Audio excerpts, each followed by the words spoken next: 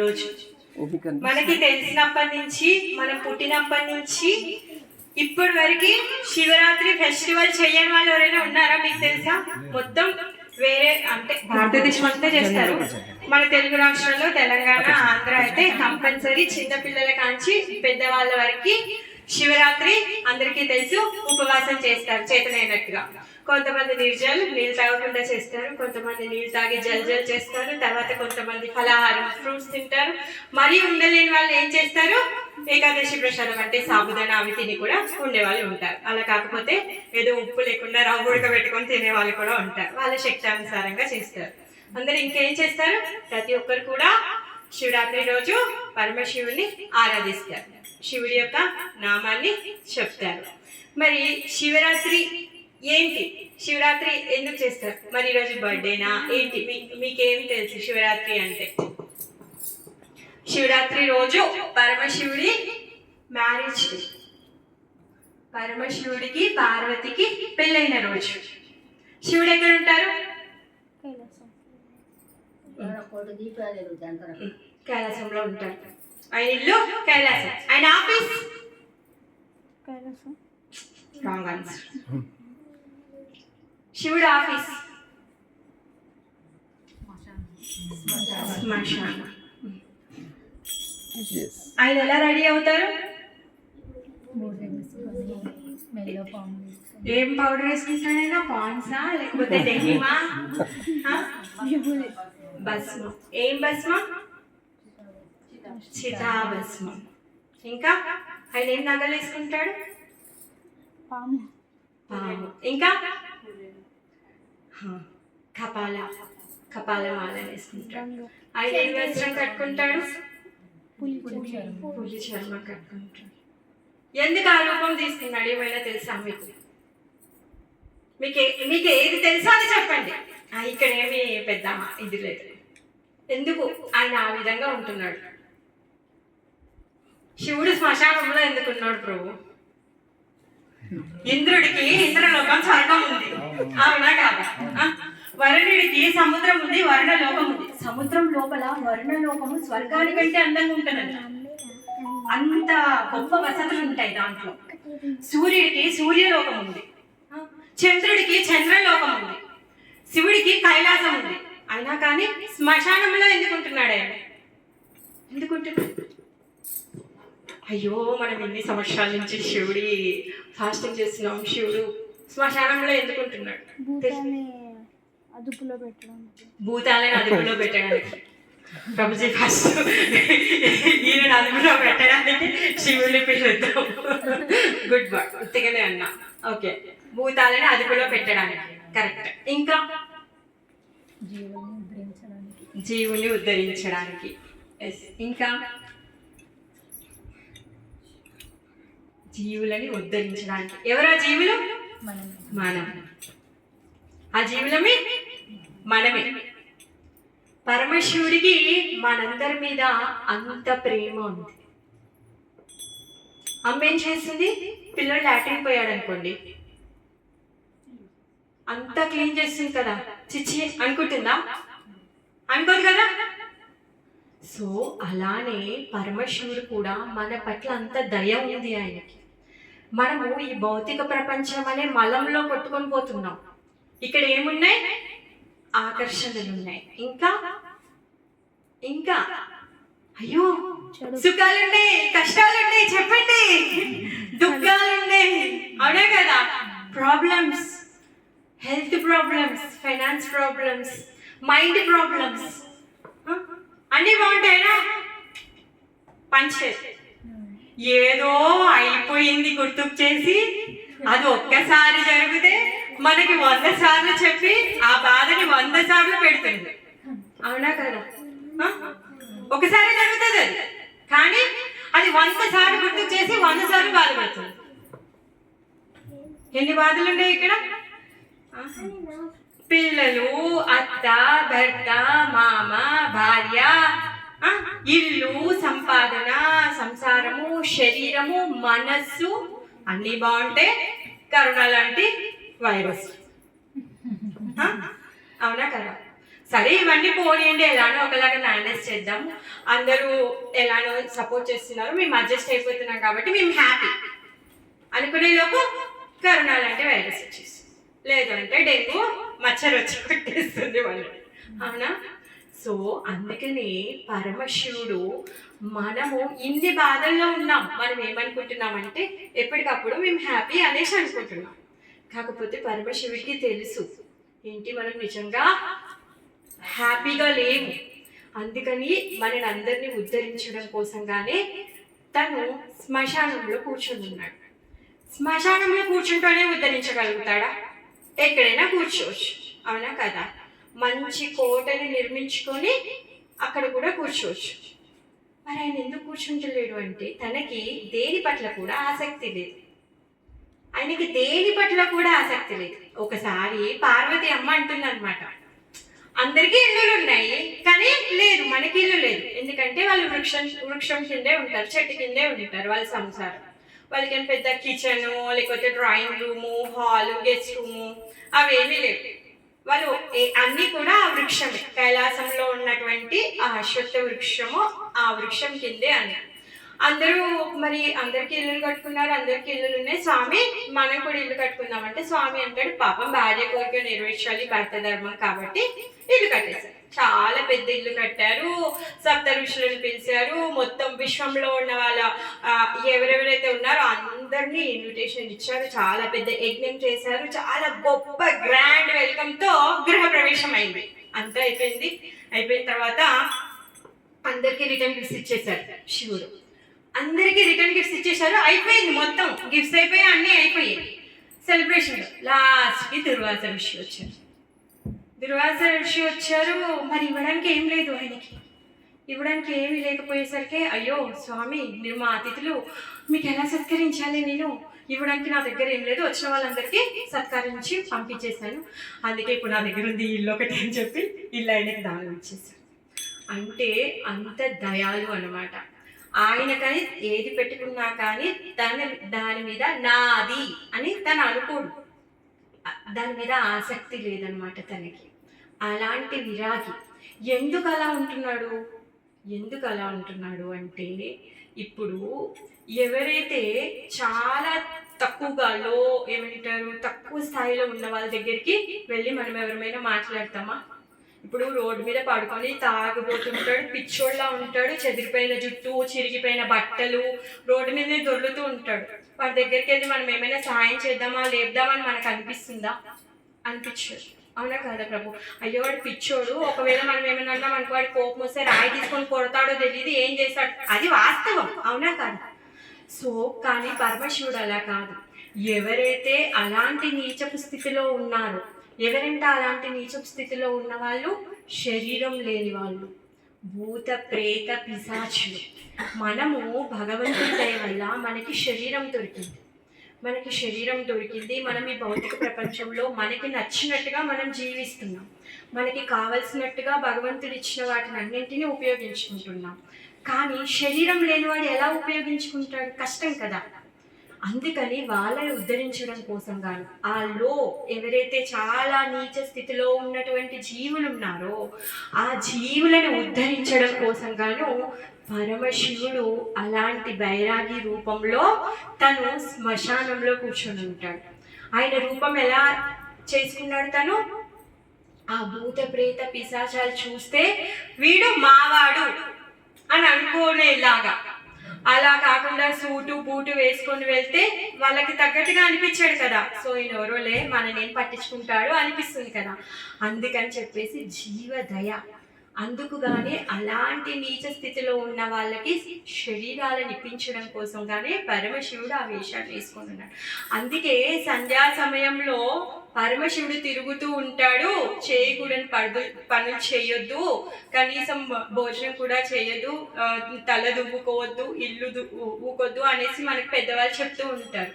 అప్పుడు పరమశివుడు తిరుగుతూ ఉంటాడు అనేసి. ఆ విధంగా పరమశివుడు ఆ సమయంలో తిరుగుతూ ఈ సంధ్యా సమయం ఏదైతే ఉందో అది భగవన్నామ జపం చేయడానికి ఉత్తమమైన సమయం అన్నమాట. అలా కాకుండా అపరాధాలు చేస్తే, చెయ్యకూడని పనులు, వేద విరుద్ధమైన పనులు ఎవరైనా చేస్తే వాళ్ళ దగ్గరికి, అంటే వాళ్ళు చేసిన కార్యాలకి ఫలితంగా ఆ భూత ప్రేత పిశాచాలని పంపిస్తాడనమాట.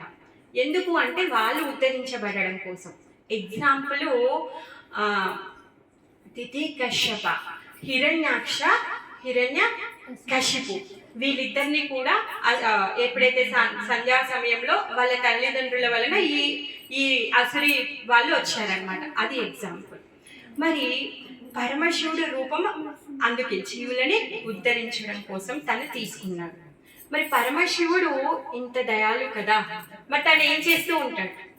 తన ఆఫీస్ తెలుసు, తను ఎలా రెడీ అయ్యాడో తెలుసు మీ అందరికి. తను ఏం చేస్తూ ఉంటాడు? పొద్దున్న నుంచి రాత్రి వరకు ఏం చేస్తూ ఉంటాడు పరమశివుడు? ధ్యానంలో ఉంటాడు. Correct project. ఏం ధ్యానిస్తున్నాడు?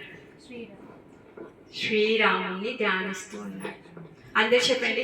హస్తే క్షమాలా, హస్తే క్షమాలా, హృది రామతత్వం, హృది రామతత్వం, జిహ్వాగ్రభాగే, జిహ్వాగ్రభాగే, వరరామ మంత్రం, వరరామ మంత్రం, యన్మస్తకే కేశవపాదతీర్థం, యన్మస్తకే కేశవపాదతీర్థం,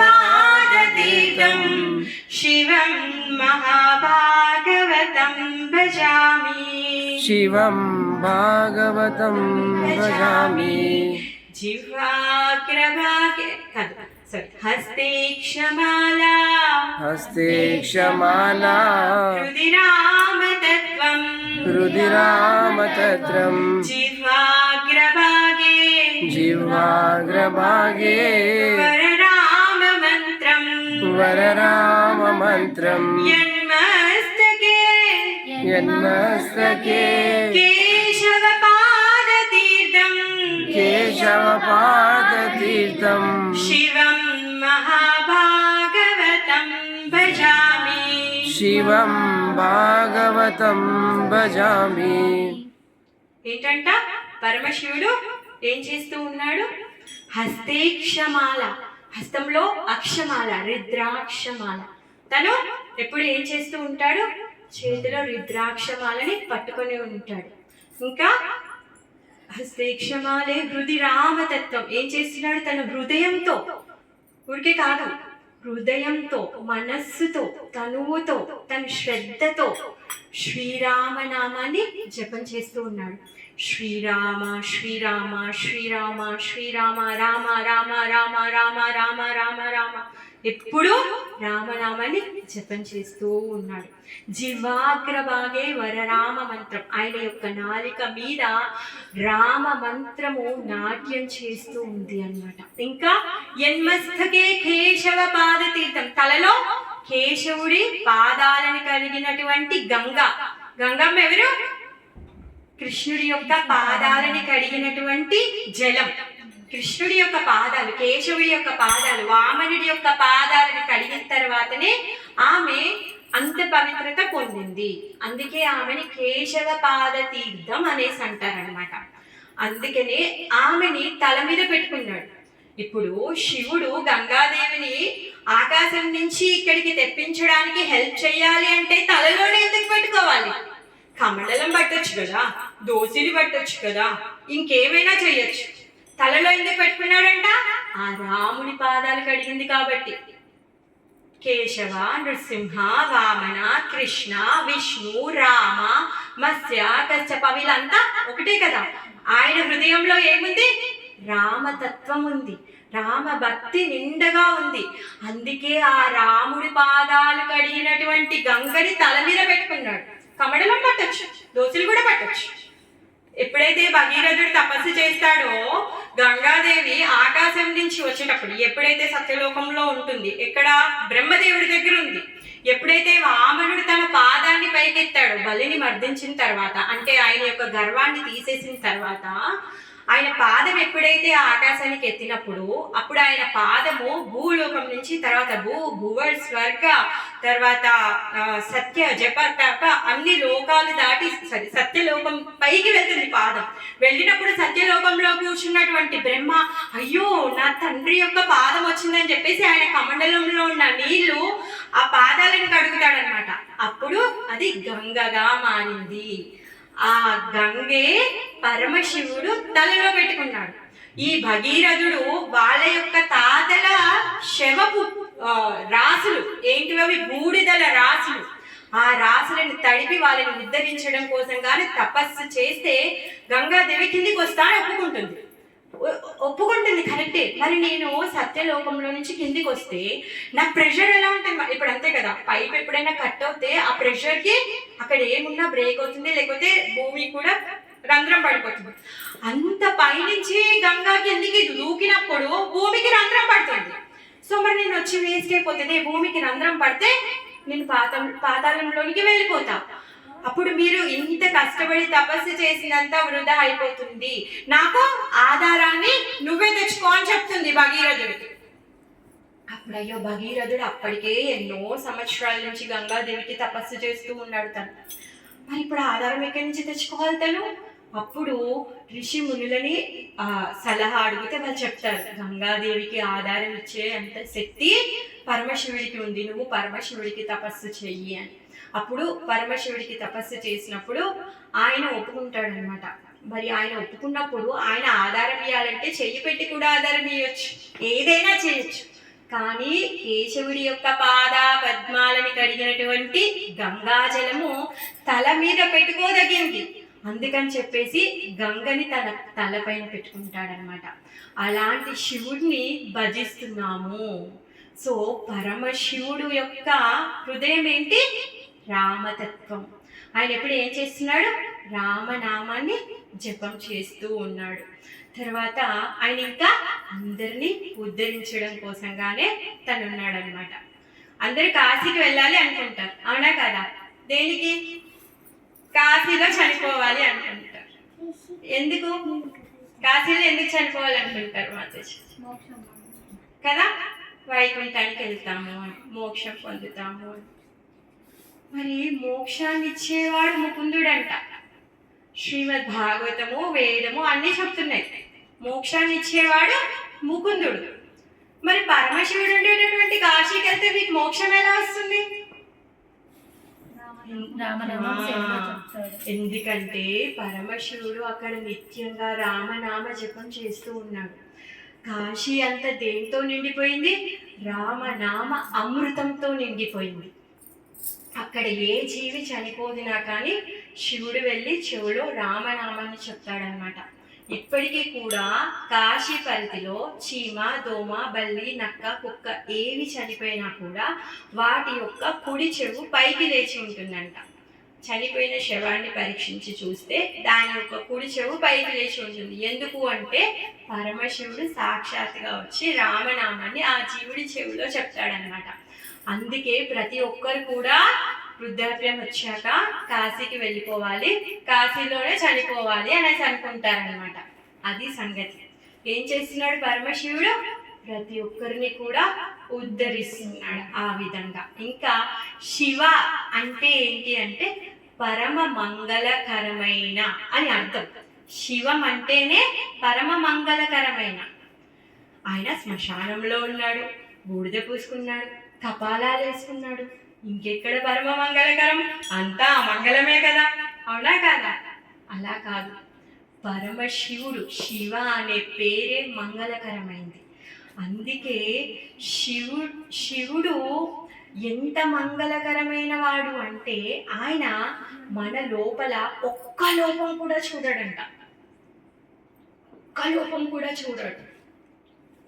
వాడు ఎంత నీచుడైనా భూత ప్రేత పిశాచుల్ని కూడా అంత మంచిగా ఉద్ధరిస్తున్నాడంటే ఎందుకు?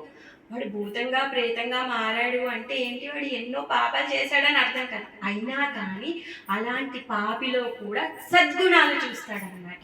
అంత కరుణామయుడు. అందుకే పరమశివుడు అయ్యాడు తను. ఇంకా ఆశుతోషుడు, ఆయన పేరు ఆశుతోషుడు. ఆశు అంటే అతి శీఘ్రంగా, వెంటనే. తోషుడు అంటే సంతృప్తి చెందేవాడు. చాలా శీఘ్రంగా సంతృప్తి చెందుతాడు. మీరు ఒక్క లోటా నీళ్లు పోసి బంబం బోలే అంటే చాలు, అయినా సంతృప్తి చెందుతాడు. అయ్యో నా పుత్రుడు నా కోసం వచ్చాడు అని చెప్పేసి తను చాలా హ్యాపీగా ఫీల్ అవుతాడు అనమాట. అంత త్వరగా సంతృప్తి చెందుతాడు.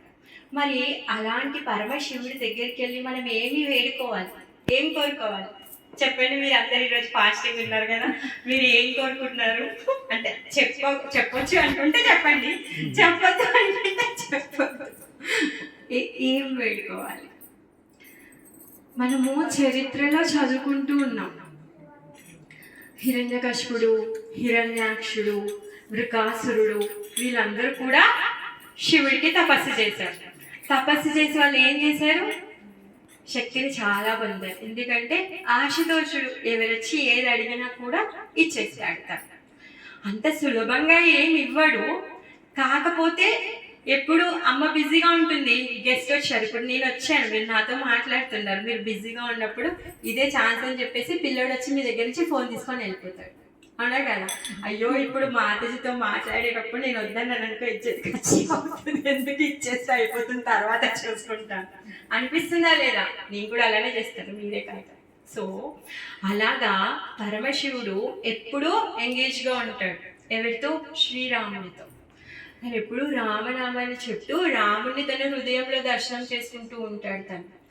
ఆ విధంగా ఇలాంటి హిరణ్యకశిపు, హిరణ్యాక్ష, వృక్కాసుర ఇలాంటి వాళ్ళు వచ్చి నాకు అది కావాలి, నాకు ఇది కావాలి, నేను వాళ్ళ చేతులతో చావద్దు, నేను వీళ్ళ చేతుల్లో చావద్దు, నేను 6 నెలలు నాకు నచ్చినవి తినేయాలి, 6 నెలలు నేను పడుకోవాలి, నేను ఎవడ తల మీద చేపెడితే వాడు చావాలి, లేకపోతే నాకు కైలాసమే కావాలి, లేకపోతే నీ భార్య కావాలి, ఇష్టం వచ్చిన కోరికలు అడుగుతున్నారు. అయినా కానీ తను ఏం చేస్తున్నాడంటే వాడు వదిలిపెట్టట్లేడు. ఎందుకంటే ఒక తల కాకపోతే ఇంకో తల వేస్తున్నాడు యజ్ఞంలో, ఏదో ఒకటి చేస్తున్నాడు కదా.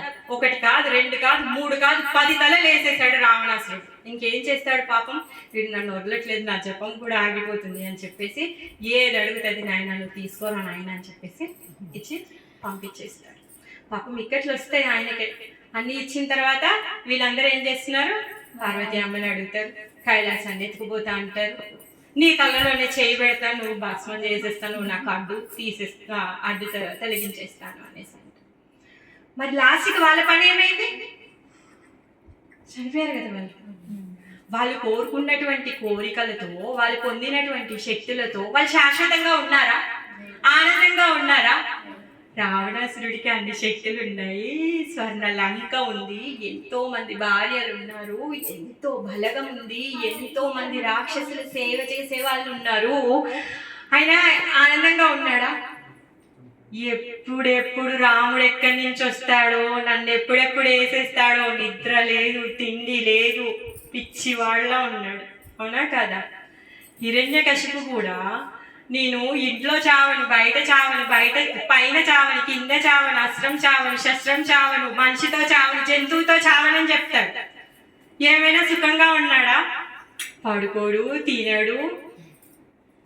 కంసుడు పాపం ఏ క్షణంలో అయితే కృష్ణుడు పుట్టాడు అప్పటి నుంచి నిద్ర కాస్తా పోయింది. నిద్రలో కూడా అమ్మో కృష్ణుడు వచ్చేసాడా, కృష్ణుడు వచ్చేసాడు అంటే వీళ్ళందరూ ఏం చేస్తూ ఉన్నారు? వాళ్ళ యొక్క కోరికల అనుసారంగా వాళ్ళు శక్తిని పొందుతున్నారు, కానీ వాళ్ళు సుఖపడలేదు, ఆనందపడలేదు. వాళ్ళందరూ చివరికి ఏమైంది? చరిత్ర చూసుకుంటే అందరూ కూడా సంహరించబడ్డారు. స్వామి చేతిలో అందరూ కూడా చనిపోయారు. మరి మనకు అలాంటి కోరికలు కావాలా? లేకపోతే భగవంతుడి యొక్క భక్తి కోసము మనం దేనికోసం పాటుపడుతూ ఉన్నాము? పొద్దున్న నుంచి రాత్రి వరకు కష్టపడుతున్నారు ప్రభు. మీరు దేనికోసం కష్టపడుతున్నారు? ఆనందం కోసం కష్టపడుతున్నారు. అవునా కదా? కొట్టి చాకరీ చేస్తున్నాం పొద్దున్న నుంచి రాత్రి వరకు, ఆనందం కోసమే కదా. మరి ఆనందం ఎప్పుడు దొరుకుతుంది? ఎప్పుడు దొరుకుతుంది ఆనందం? నాకు చెప్పండి. ప్రశాంతంగా ఉన్నప్పుడు. ప్రశాంతత ఎప్పుడు వస్తుంది? ఇప్పుడు ప్రభుజీ 5 minutes కీర్తన చేశారు. కీర్తన చేసినప్పుడు మీకు ఏమైనా బాధ అనిపించిందా? మీకు ఆనందం అనిపించలేదా? 5 నిమిషాలు భగవంతుడి నామము విన్నారు, మీరు మీ నోటితో చెప్పారు. మీకు ఆనందం కలిగిందా మాతాజీ? కలిగిందా? మీకు కలిగిందా మాతాజీ? హ్యాపీయా మాతాజీ? మీరు భగవంతుడి కీర్తన చేసేటప్పుడు మీరు హ్యాపీయా? మీకు మంచిగా అనిపించిందా మనసు? మళ్ళీ ఇంకొంచెం సేపు చేస్తారు ప్రభుజీ, మళ్ళీ ఇంకోసారి చూద్దాం ఎలా అనిపిస్తుంది మన ఫీలింగ్. అంటే నిజమైన ఆనందం ఎప్పుడు వస్తుంది అంటే మనం భగవంతుడి నామం చేసినప్పుడు. ఇప్పుడు ఇంతసేపు శివుడి గురించి విన్నారు, మీరు హ్యాపీయా మాతాజీ? బోర్ కొడుతున్నా కదా? ఏం లేదు కదా? అయ్యో వీళ్ళు తీసుంటారు అమ్మంటే ఇల్లంతా కావాలి అనుకోరు, కాకపోతే మీరు అలా ఫీల్ అవ్వట్లేదు కదా? హ్యాపీ కదా? ప్రభు ఇబ్బంది లేదు కదా? హ్యాపీ కదా? అంటే మేము వచ్చామని కాదు, భగవంతుడి యొక్క కథ విన్నప్పుడు ఏమైనా కష్టమవుతుందా? లేదు కదా? హ్యాపీ కదా? ప్రభు మీకు ప్రభుజీ మీరు మీ కాల్లో మీటింగ్ లో ఉన్నప్పుడు ఏదైతే స్ట్రెస్ ఫీల్ అవుతారో అది ఇప్పుడు ఇక్కడ లేదు కదా? లేదు కదా? అవునా కదా మాతాజీ? మీకు ఇంటి పని, పిల్లల్ని డ్రాప్ చేయాలి, లోపల అత్తగారు పిలుస్తారు, భర్త ఆఫీస్కి వెళ్తారు, అప్పుడున్న ఏదైతే టెన్షన్ ఉంటుందో ఇప్పుడుందా? లేదు కదా? అంటే నిజమైన ఆనందం ఎప్పుడు లభిస్తుంది అంటే భగవంతుడి యొక్క నామ జపం చేసినప్పుడు నిజమైన ఆనందం లభిస్తుంది. అలా అని చెప్పేసి మీరు చేస్తారని మమ్మల్ని చేయమంటారా?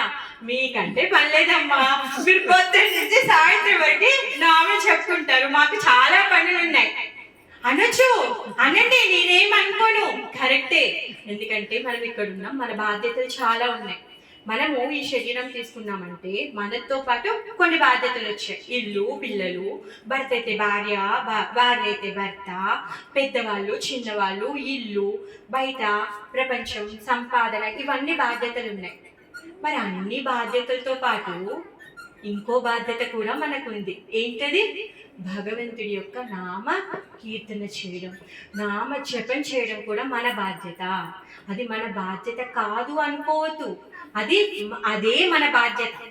యాక్చువల్గా చెప్పాలి అంటే మెయిన్ కోర్స్ అదే. ఎందుకు? ఇప్పుడు మీకు డౌట్ రావాలి, ఎందుకు అడగండి. ఎందుకు? అదే మెయిన్. ఎందుకు? అరే సంపాదించుకోవాలి, మాకు గోల్స్ ఉన్నాయి, మేము ఫ్లాట్స్ కొనుక్కోవాలి, కార్ కొనుక్కోవాలి, పిల్లోడి పెద్ద ఇంజనీర్ అవ్వాలి, అమ్మాయి డాక్టర్ అవ్వాలి, కావాలి కదా? ఇన్ని గోల్స్ వదిలిపెట్టి మేము ఇప్పుడు మీలాగా కూర్చొని చెప్పని చేయడం అంటే ఎక్కడ అవుతుంది? డౌట్ రావాలి మీకు కదా? రావాలి. అందుకే నేను చెప్తున్నా, ఏంటి తెలుసా? అన్ని పనులతో పాటు 20 సంవత్సరాల క్రితం మీ ఫోన్ ఉందా? 20 సంవత్సరాల క్రితం ఎవరు చదువుకోలేదా? సంపాదించారు కదా అందరు.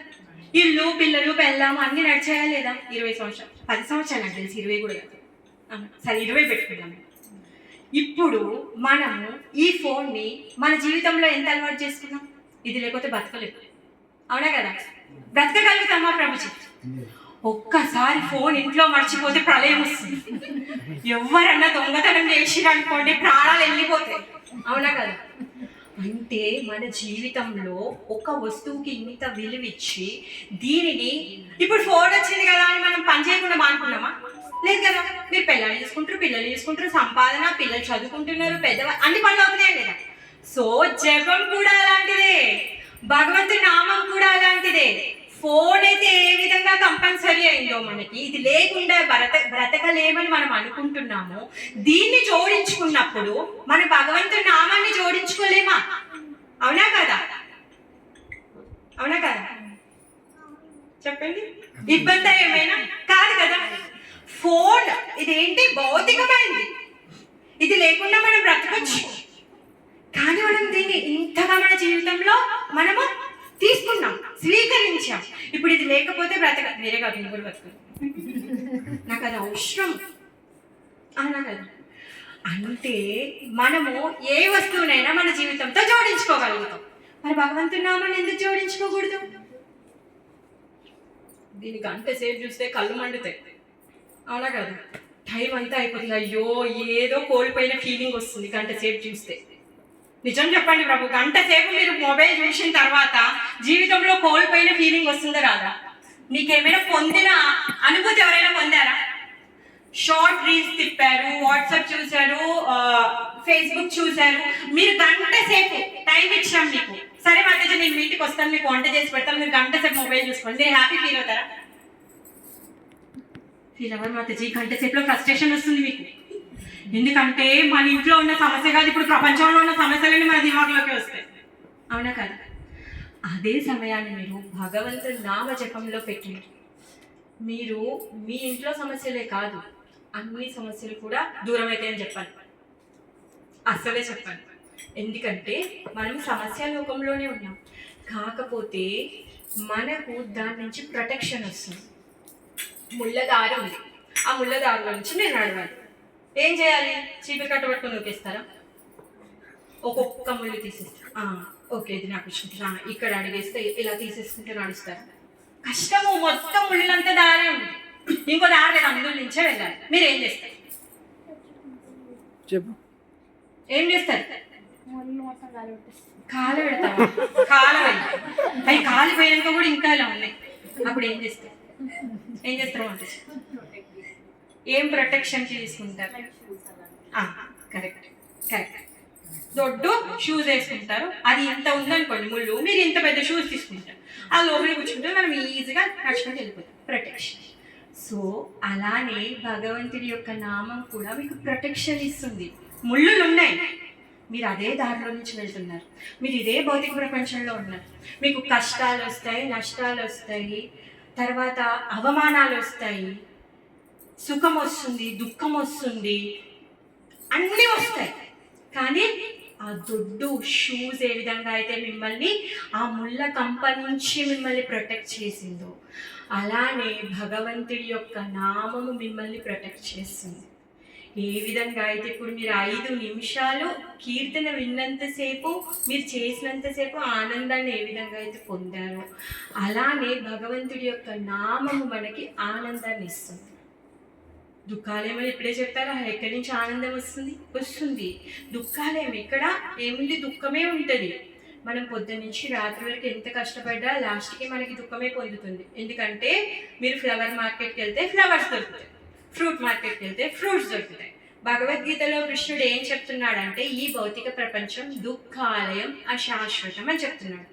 మరి ఈ దుఃఖాలయంలోకి వచ్చినప్పుడు మనకి దుఃఖాలే దొరుకుతాయి. ఇక్కడికి వచ్చి సుఖాన్ని, ఆనందాన్ని ఆశిస్తే మనకి దొరకవు. వస్తూ ఉంటాయి. గులాబ్ జామున్ తిన్నంతసేపే ఆ హ్యాపీ, అది మింగేశాక అలానే మనకి కూడా అప్పుడప్పుడు వచ్చే సంతోషాలు అలా కొంచెంసేపు పోతాయి, తర్వాత మళ్ళీ దుఃఖాలు వస్తాయి. మనం ఇక్కడ జన్మ, జర, మృత్యు, వ్యాధి అనే 4 క్లేశాల్లో ఉన్నాం. ఇక్కడ ఏసీ ఉందనుకోండి, ఏసీ రూమ్లో మనం పెట్టుకున్నటువంటి టెంపరేచర్లో ఉంటే మనం అప్పుడు ఏసీ హాల్లో ఉన్నామంట. బాగా చలికాలం అయితే హీటర్ రూమ్లో పెట్టుకొని టెంపరేచర్ని రెగ్యులేట్ చేసుకుంటాం. అలానే దుఃఖాలయంలో ఉన్నప్పుడు ఆ దుఃఖాల యొక్క ప్రభావం మన మీద పడుతుంది అనమాట.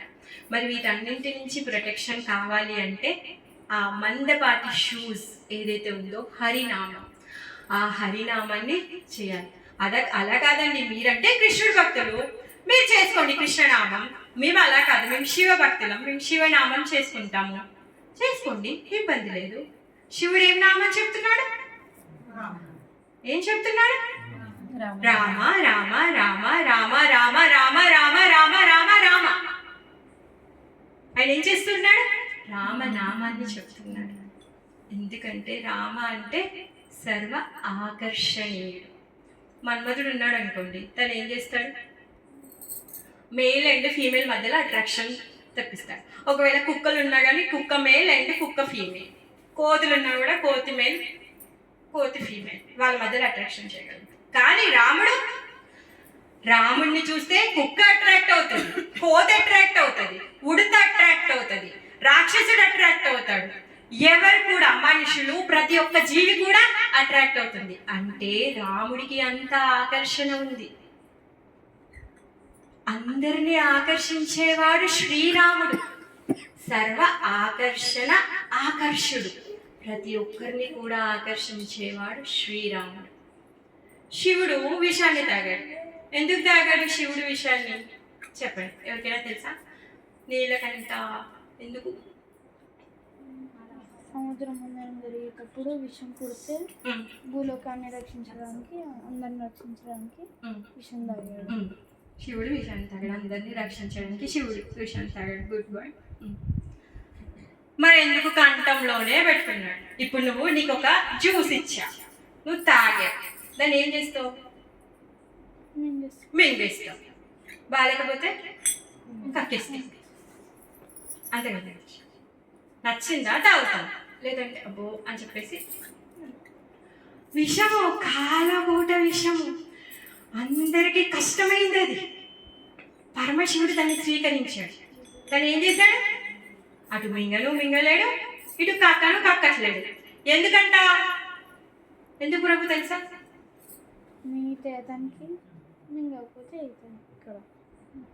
మింగిన ఆయన పోవడానికి సిద్ధమే. విషం తాగినవాడికి ఆయన చనిపోతాడని బాధపడతాడా? అది కాదు. విషం తాగాడు కదా, ఆయనకేంది గొంతులో ఉంటుంది, ఎక్కడ ఉంటుంది, ఎక్కడైనా ఆయనకు పాయిజన్ మొత్తం బాడీ అంతా స్ప్రెడ్ అవుతుంది. ఎందుకంటే హృదిరామతత్వం. ఆయన హృదయంలో రాముడున్నాడు, శ్రీరాముడున్నాడు. ఆయన మింగేశాడు అనుకోండి, ఆ విష ప్రభావం శ్రీరాముడికి తగులుతుంది. అయ్యో నా స్వామి విష ప్రభావం, ఆ పొగ తలిగి నా స్వామి నల్లగా అయిపోతుంది. నల్లవాడే కానీ ఆయన అయ్యో నా స్వామికి కష్టం అవుతుంది అని చెప్పేసి అందుకే కంఠంలో పెట్టుకున్నాడు. అది మింగితే ఈ నాళం దాటి కిందికి వెళ్ళాలి, పొట్టలోకి, హృదయాన్ని దాటి వెళ్ళాలి. లెఫ్ట్ సైడ్లో హృదయం ఉంది కదా, మరి ఆ పొగలు, ఆ విష ప్రభావం అంతా రాముడికి తగులుతుంది. అందుకని తన కంఠంలో నుంచి కిందికి జారనివ్వట్లేదు. మరి కక్కేయచ్చు కదా. ఆయనకంట ప్రతి ఒక్కరు కూడా రాముడి యొక్క భక్తుల్లా కనిపిస్తున్నారంట. అందుకే ఆయన ఎవరిలో కూడా లోపాలు చూడాడు. ఇప్పుడు అది కక్కేశాడు అనుకోండి, రామ భక్తులకి హాని జరుగుతుంది. అందుకోసం గాను అటు ఉంచడము లేదు, ఇటు మింగడము లేదు. ఆయన కంఠంలో ధరించారు. అందుకే ఆయన నీలకంఠుడు అయ్యాడనమాట. సో అంత దయ కలిగినటువంటి వాడు. ఆయన దగ్గరికి వెళ్ళి ఊరికే బిల్డింగు, లేకపోతే అస్త్రాలు, శస్త్రాలు ఇవన్నీ అడిగితేనే ఇస్తున్నాడే.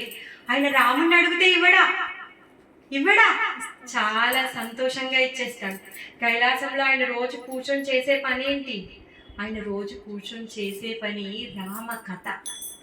ఆయన కైలాసంలో ఆయన రామ కథ చెప్తుంటే నారద, తుంబుర, వ్యాస, ఎవరైతే సమస్త ఋషులు ఉన్నారో, మునులు ఉన్నారో, గొప్ప గొప్ప భక్తులు ఉన్నారో, వాళ్ళందరూ కూడా, సనకాది ఋషులు, సనకాది చతుష్కుమారులు, వీళ్ళందరూ కూడా ఆ కైలాసంలో కూర్చొని భగవంతుడి యొక్క నామం గురించి, భగవంతుడి యొక్క కథల గురించి వాళ్ళు శివుడు చెప్తుంటే వింటూ ఉన్నారనమాట. శివుడు ఏం చేస్తూ ఉన్నాడు? రాముడిని ఇస్తున్నాడు. అందుకే ఆయన అంత దయాలు. ఆయన దగ్గరికి వెళ్ళి మీరు రాముడిని అడగండి, చాలా సంతోషంగా ఇస్తాడు. భలే ఉన్నారు మాతాజీ, నాకు ఇప్పుడు రిజల్ట్లో ఫస్ట్ ర్యాంక్ రావాలి, లేకపోతే ప్రమోషన్ కావాలి, ఏదో ప్లాన్ కొంటున్నా దానికి తక్కువ రేట్ రావాలి, నేను ఉపవాసం ఉంటే మీరేమో అక్కడికి వెళ్ళి రాముడిని కావాలని అడగమంటారేంటి? ఇదెక్కడ న్యాయం? అవునా కదా? ఇప్పుడు రాజున్నాడు ప్రభు. మీరు ఏమంటారు, రాజు కింద సేనాధికారి కింద సైనికుడు, ఆ మంత్రుడు, తర్వాత సైనికుడు. మీకు సైనికుడి యొక్క రక్షణ కావాలా, రాజు యొక్క రక్షణ కావాలా? సైనికుడు ప్రొటెక్షన్ ఉంటే మీరు హ్యాపీ ఫీల్ అవుతారా? మీ పక్కకి రాజే ఉన్నాడు అనుకోండి, మీరు హ్యాపీ ఫీల్ అవుతారా? మీకు సైనికుడు ఉండాలి. ఇది నాట్ ఫేర్, మీరు అబద్ధం చెప్తున్నారు. ప్రభు మీకు సైనికుడు కావాలా, రాజు కావాలా? కదా, రాజు ఉంటే సైనికుడు ఒక్కడు కాదు, రాజు చుట్టూ వందలాది సైనికులు వచ్చి మీకు ప్రొటెక్షన్ ఇస్తారు. మీ పక్కకు రాజు ఉంటే, ఎలా అయితే శ్రీరాముడు మీ పక్కకు ఉన్నాడు అనుకోండి, మీకు లోటుపాటులే లేవు.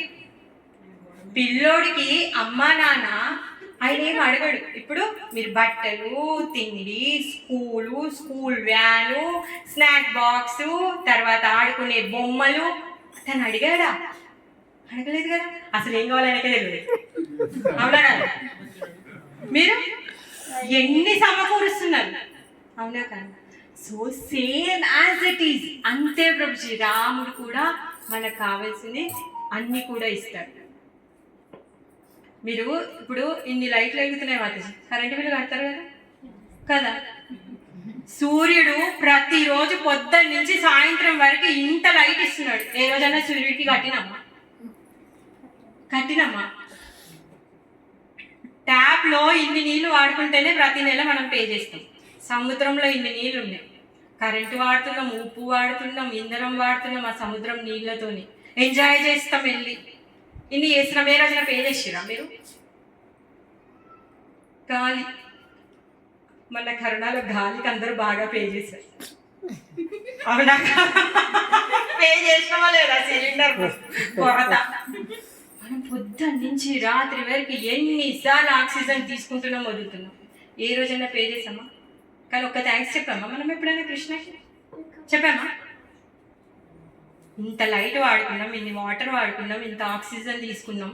భూదేవి ఇల్లు ఉండడానికి రెంట్ పే చేయాలి, లేకపోతే హౌస్ ఓనర్ పంపించేస్తాడు. కానీ భూదేవి మనం పుట్టినప్పటి నుంచి మోస్తుంది. మనం ఏ రోజున రెంట్ పే చేసినామా ఆమెకి? అవునా కాదు?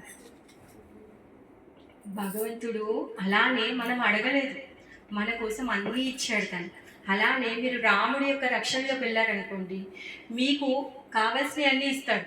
అలా అని చెప్పేసి మిమ్మల్ని బైరాగా ఉండట్లేదు. రోజు మీరు ఏ పనులు చేస్తున్నారో అన్ని పనులు చేయండి. మీరు ఏ విధంగా అయితే మీ జీవితంలో మొబైల్ ఇంక్లూడ్ చేసుకున్నారో అలానే రామనామాన్ని ఇంక్లూడ్ చేసుకోండి. అంతే, మీరు గొప్పగా చేయాల్సిన పని లేదు. అర్జునుడు ఏమన్నాడు? నేను యుద్ధం చేయను అన్నాడు భగవద్గీతలో. అసలు అర్జునుడు యుద్ధం చేయను అన్నందుకే భగవద్గీత చెప్పాడు కృష్ణుడు. ఏం చెప్పాడు దాంట్లో? నువ్వు యుద్ధం చేయరా నాయన అని చెప్పాడు. అవునా కదా? మీరు ఇప్పుడు ఇల్లు వదిలేసి వెళ్ళిపోతాంటే మేము వెళ్ళిపోనియం. వద్దు మాతాజీ, చాలా ఎక్కువైపోయింది, నేను వెళ్ళి జపం చేసుకుంటాను, నేను పని చేయను, మీరు రాముడు వచ్చి చూసుకుంటాడు అన్నారు కదా, నేను వదిలేస్తానంటే మేము వదిలేని. ఎందుకంటే కృష్ణుడే చెప్తున్నాడు, నువ్వు యుద్ధం చెయ్యకుండా వెళ్ళకరా నాయన, నువ్వు యుద్ధం చెయ్యి అని. ఏమని చెప్తున్నాడు? మీ యొక్క ధర్మాన్ని కరెక్ట్గా నిర్వర్తించు, నువ్వు చేసేటటువంటి యుద్ధం ఏదైతే ఉందో నాకు అర్పణగా చెయ్యి. జస్ట్ నువ్వు కృష్ణ అనుకుంటు, నువ్వు బాణం వేస్తున్నావు, నువ్వు వేసేటప్పుడు కృష్ణ అనుకుంటూ బాణం వేయి, రామ అనుకుంటూ బాణం వేయి. మీరు చేసే పనే రామనామంతో కృష్ణనామంతో చేయాలి. సింపుల్. భగవద్గీత అదే, సర్వధర్మాన్ పరిత్యజ్య అంటే అన్ని ధర్మాలను వదిలిపెట్టడం అంటే ఇల్లు సంసారం వదిలేసి అడవికి వెళ్ళడం కాదండి. మనం చేసేటటువంటి ధర్మంలో మనము కృష్ణుణ్ణి జోడించుకోవడం అంటే, ఇప్పుడు అర్జునుడు ఆ యుద్ధాన్ని తను గెలుచుకొని ఇప్పుడు ఆ రాజ్యాన్ని నేను ఏలుకోవాలి అనే మూడుతో యుద్ధం చేయట్లేడు. తను నాకు కృష్ణుడు యుద్ధం చేయమని చెప్పాడు కాబట్టి నేను కృష్ణుడి కోసం నేను యుద్ధం చేస్తున్నాను. అలానే మనం కూడా ఈ శరీరాన్ని మనం పొందాము. మీ ఇష్టానుసారం ఇక్కడికి రాలేదు, మీ కర్మానుసారం వచ్చారు.